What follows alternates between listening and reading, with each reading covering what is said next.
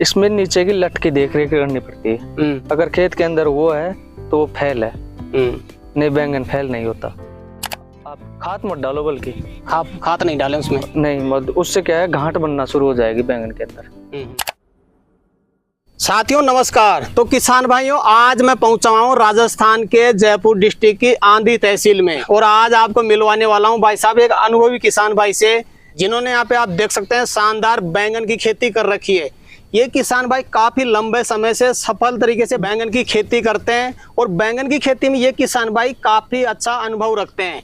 तो इन किसान भाई का जो भी एक्सपीरियंस है बैंगन की खेती का, वो पूरा अनुभव आपके साथ में शेयर करने वाले हैं। वीडियो कंप्लीट देखें, वीडियो पसंद आए तो लाइक शेयर करें, और जिन किसान भाइयों ने अभी तक हमारे चैनल को सब्सक्राइब नहीं किया, भाई साहब चैनल को सब्सक्राइब कर लें। तो आइए किसान भाइयों, आज का वीडियो शुरू करते हैं। सर जी नमस्कार। नमस्कार साहब। एक बार किसान भाइयों को अपना परिचय बता दें आप। जी, मेरा नाम राम खिलाड़ी मीणा है, गांव महंगोर है जी, तहसील आंधी है, जिला जयपुर है, राज्य राजस्थान है जी।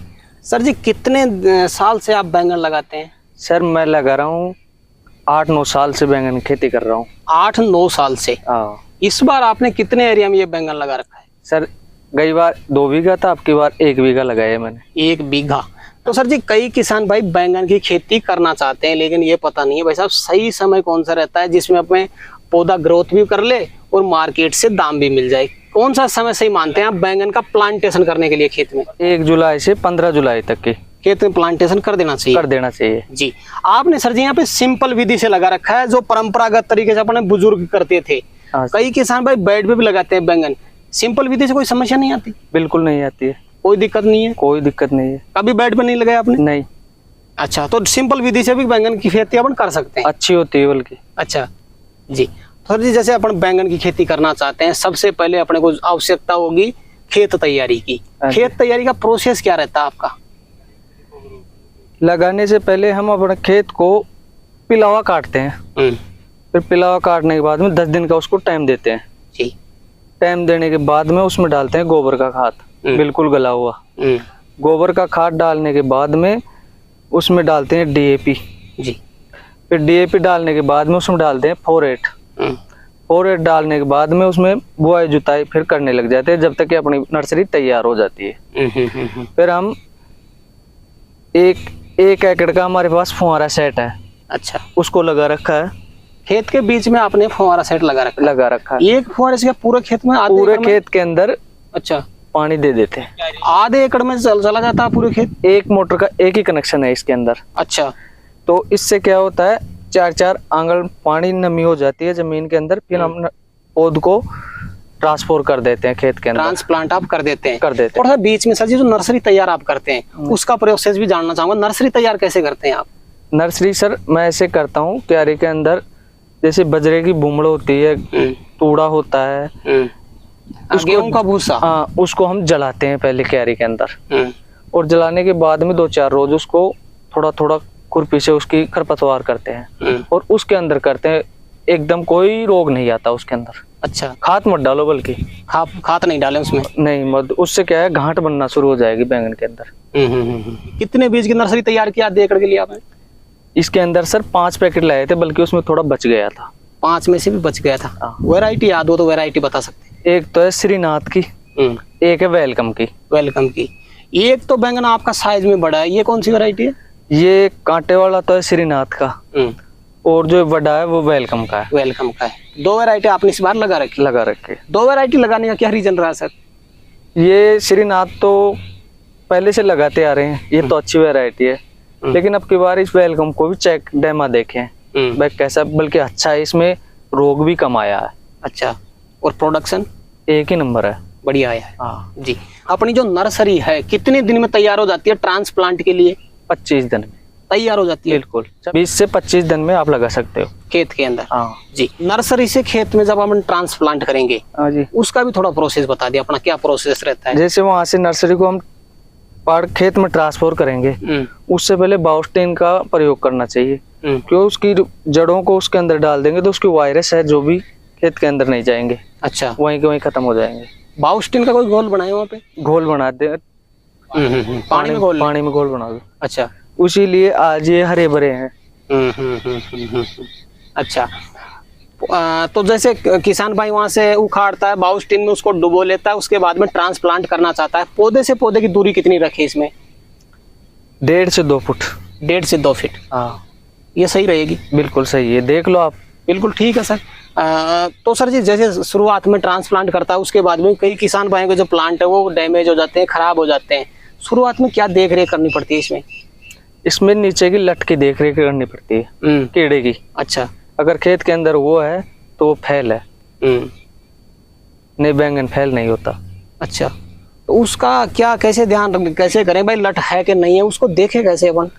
सर ये लगाने के 10 दिन बाद में बैंगन ऑटोमेटिक ऐसे कुमला कुमला हो जाएगा। तो आप ये मान के चल लो भाई इसमें बीमारी लट है। पत्ते सिकुड़ने लग जाते हैं? पत्ते सिकुड़ने लग जाते हैं और ऐसे मुरझाए रह जाए। जी जी जी, तो मान सकते हैं लट लग चुकी है। जब लट जैसे मान लो किसी किसान भाई के लग जाती है, उसका ट्रीटमेंट कैसे करें? रिजेंट डाल देते हैं सर। रिजेंट डालने का क्या तरीका क्या रहता है डालने का?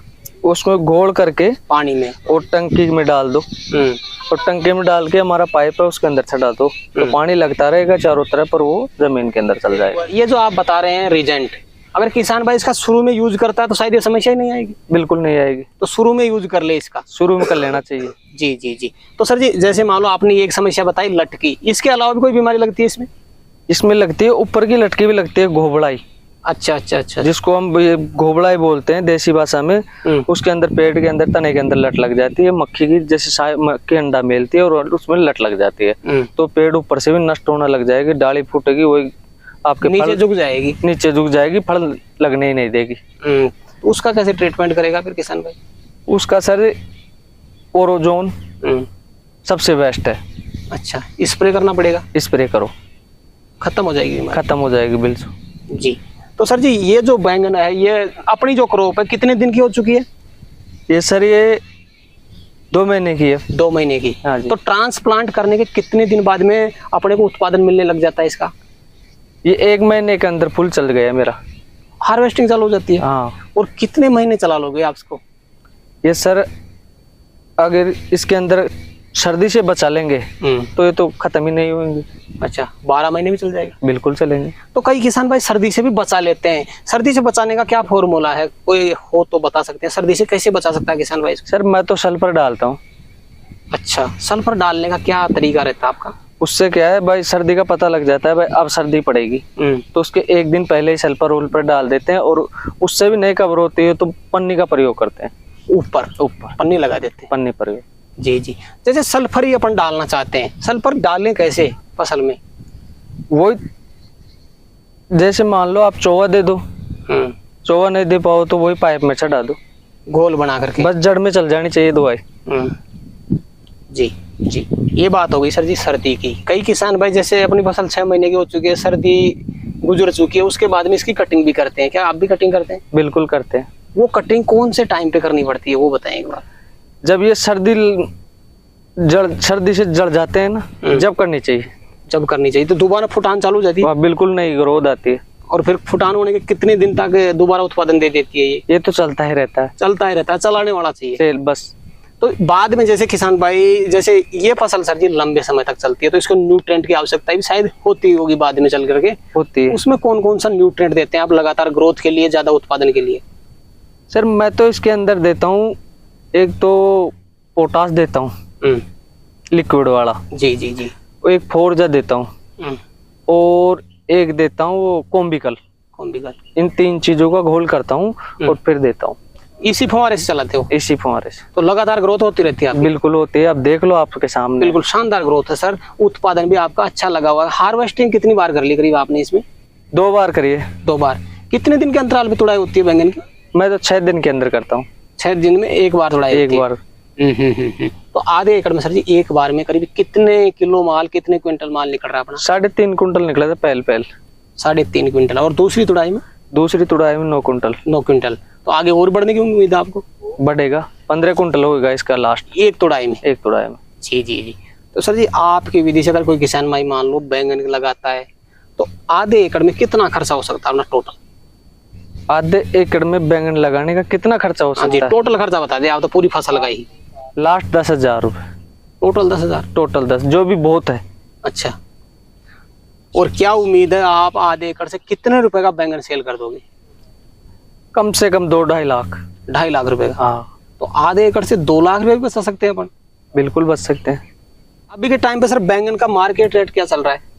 जी मेरा पहले शुरू प्रथम का तोड़ ले गया था 45 रुपए किलो बिका था, और दूसरा तोड़ 40 रुपए किलो बिका था, और अब 3-4 रोज बाद में तोड़ेंगे, देखो क्या भाव चलता है। सेल कहाँ पे करते हो आप? दौसा। जी।